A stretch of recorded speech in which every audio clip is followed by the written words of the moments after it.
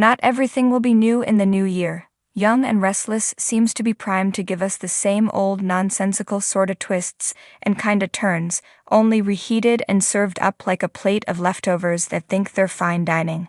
In a recent interview with TV Insider, executive producer / head writer Josh Griffith promised that viewers are in for a wild ride as Ian and Jordan's reign of terror leads to face-off after face-off.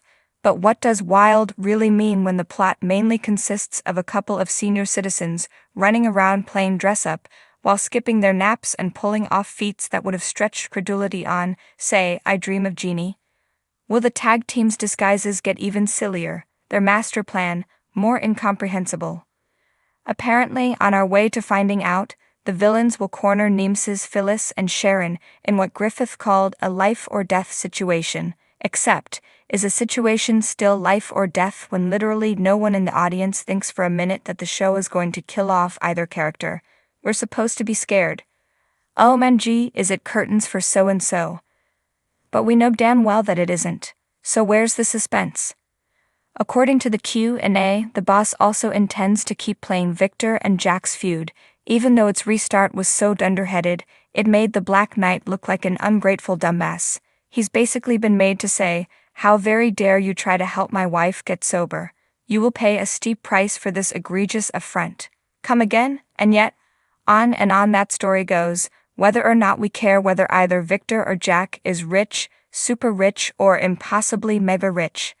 Reason no. 2104 Why these cast additions are desperately needed. In other developments, Summer, the article states, is going to reconsider whether she wants Kyle, even though he's now involved with Wednesday Addams Claire, and he only married his ex the first time around to get a part of her liver for his then-girlfriend Lola.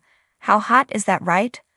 Audra, we are poised to discover, has some more skeletons in the closet, Griffith said, and we suppose it's never too late to define her as a character. But considering that the last skeleton to fall from her closet was a torrid past with Noah that made absolutely no impact in the present, we can't say we're too stoked.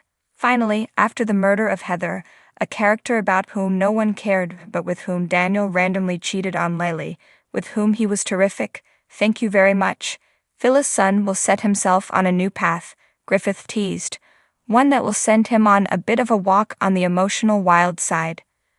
Aha. Well, if the powers that be want to turn him into a playboy the likes of which we haven't seen since Brad Carlton was popsicled, hey, we're all for it. But since Young and Restless these days seems utterly funiverse, we doubt that it will really happen. More likely, given Griffith's infatuation with half-baked psychological storylines, Daniel will again become a sex addict, only one who doesn't even enjoy sex.